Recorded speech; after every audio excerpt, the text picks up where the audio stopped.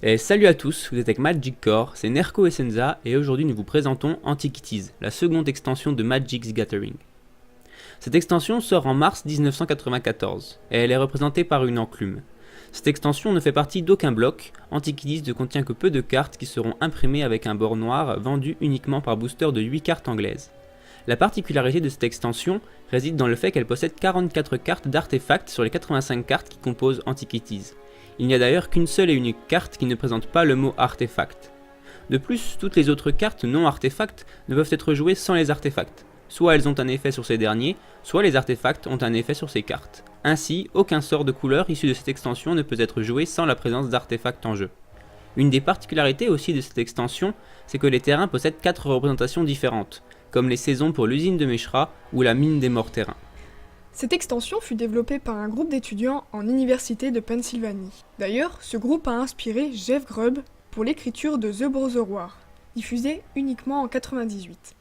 Cette extension permet au monde de Magic d'être composé de 100 créatures au total, avec l'apparition dans ce dernier des archéologues, des gremlins, des sages, des elfes, des clercs ou encore des démons. Après être passé par les contes des Mille et une nuits sur Arabian Night, cette extension nous plonge dans les débuts de la storyline. Il s'agit bien sûr de représenter dans cette extension la guerre entre les deux frères Urza et Mishra. Antiquity se déroule sur le plan du multivers qui deviendra le monde le plus détaillé du jeu, Dominaria.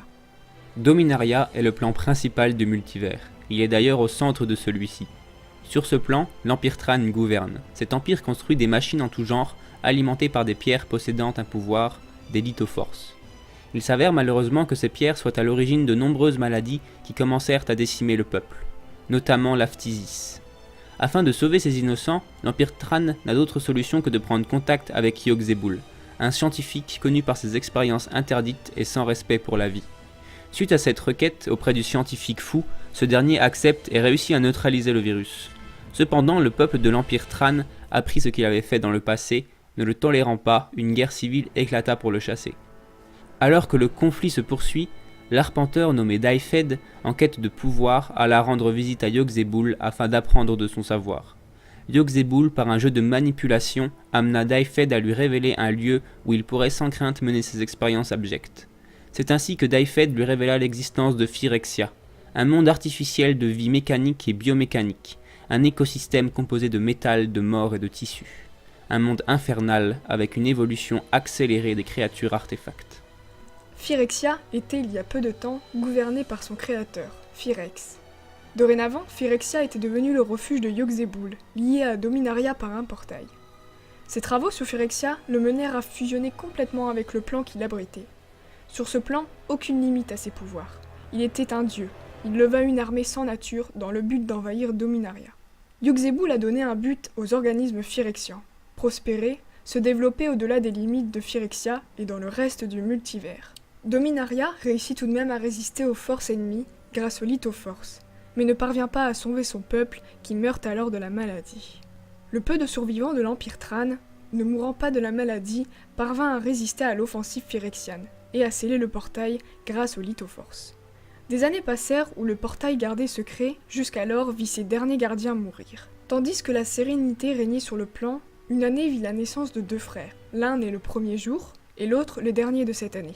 Ces deux frères, Urza et Mishra, issus d'une noble famille, furent confiés à leur 10e anniversaire à l'archéologue Tocassia, pour y développer leur curiosité commune pour les artefacts de l'Empire Tran.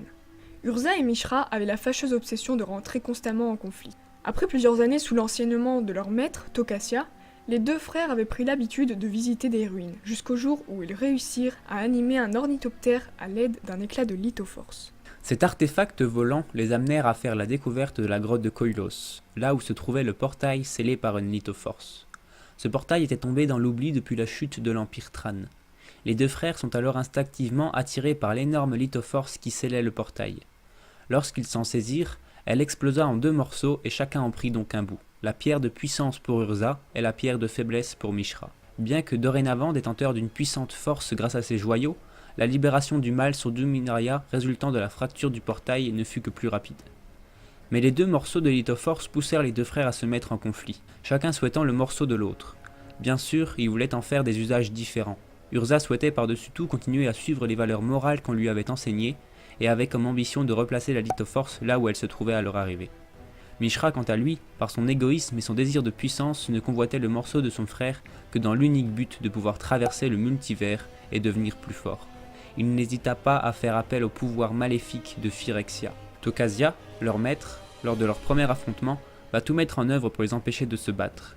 Mais elle sera tuée par un excès de colère de Mishra qui fit tomber un énorme rocher sur elle. Suite à ce drame, les deux frères reviennent au calme pendant un moment, mais continuent chacun de leur côté à construire des machines de guerre en tout genre pour se tenir prêts à attaquer, chacune d'elles étant alimentée par un éclat de lithoforce. Durant cette période de trêve, un événement va mettre de l'huile sur le feu.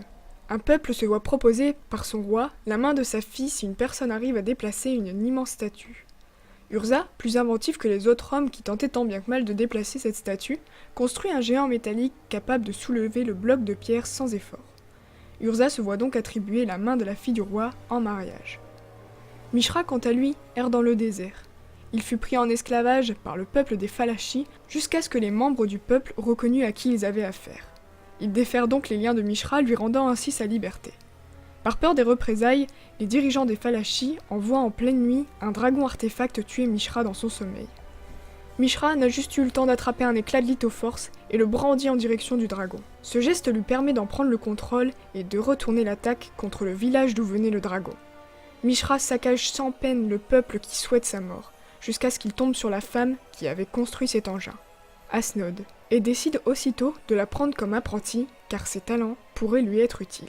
Ashnod était connue pour être d'une cruauté sans pareille. En effet, cette dernière était convaincue que pour donner la vie à une machine, seul un sacrifice convenait. Elle a donc l'habitude de pratiquer régulièrement la torture. À l'aube, Mishra et son acolyte se dirigent vers la cave de Koilos en espérant trouver des pièces ou des vieilles machines pouvant servir à lever une armée.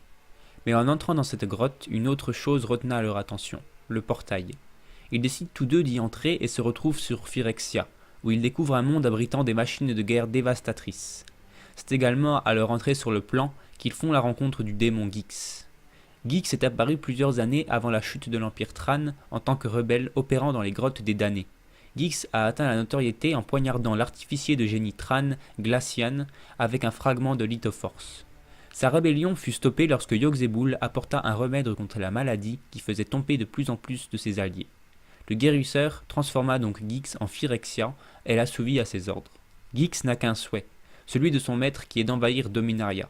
Mais il a bien conscience de l'obstacle que forment les deux frères avec la puissance de la lithoforce. Il décide donc de les détruire avant l'invasion. Réduire les deux frères sera pour lui l'occasion d'accroître son pouvoir en récupérant les pierres.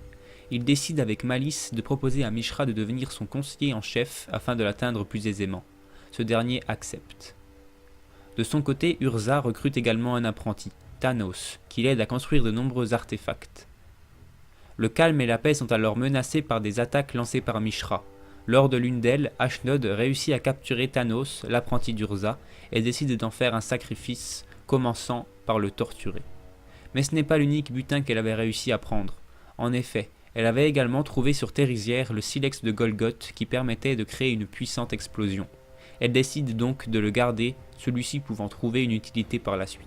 Mishra, toujours très proche de sa lithoforce, commence à tomber malade.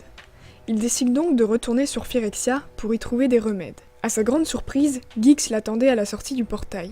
Les Phyrexians soignent donc aussitôt Mishra en transformant une partie de ses membres en pièces métalliques. Une fois remis sur pied, Mishra retourne au combat sur Thérysière. Ce continent, épuisé de toute ressource, devient insuffisant pour les deux frères qui commencent à rechercher une autre terre. C'est ainsi qu'ils découvrent l'île d'Argoth, une île paradisiaque composée de tonnes de ressources intéressantes pour créer des machines de guerre. Cette découverte ne fait qu'accroître leur opposition, l'enjeu étant l'annexion de ce territoire pour récupérer le maximum de ressources. Les elfes, les centaures ripostent pour protéger la terre qui leur est chère, mais ils ne peuvent pas faire le poids devant l'immense machine de guerre. Urza décide d'en finir avec cette discorde idiote et va directement affronter son frère. Gyx va immédiatement profiter du combat des deux frères pour s'attaquer à leur apprenti. Asnod engage donc un duel avec le démon, ce qui permet à Thanos de s'échapper avec le silex et l'apporter à son maître. Urza réussit tant bien que mal à blesser son frère, mais lorsque les vêtements déchirés laissent apercevoir le corps de Mishra, Urza est désemparé de voir que son frère fait maintenant partie de la meute de Phyrexians. Fou de rage et immensément triste, il utilise le silex golgothien que lui a apporté Thanos. Son utilisation provoque une immense explosion qui détruit les deux armées, l'île paradisiaque sur laquelle il se trouve, et permet également à Urza d'éveiller son étincelle de Planewalker. Ses yeux remplacés alors par les deux morceaux de Lithoforce, il quitte Dominaria. Gix, quant à lui, a juste le temps de sauter à travers le portail pour se réfugier sur Phyrexia et éviter ainsi l'onde de choc. L'explosion soulève un immense nuage de débris et de poussière qui entoure le plan de Dominaria. Cette barrière rend le plan impénétrable par d'autres Planewalkers et fait immédiatement chuter les températures. Le monde devient alors plongé dans l'ère glaciaire. Cette extension place les prémices de l'univers de Magic. J'espère que la vidéo vous aura plu, n'hésitez pas à vous abonner pour connaître les histoires des extensions suivantes. Sur ce, je vous dis à bientôt dans une prochaine vidéo.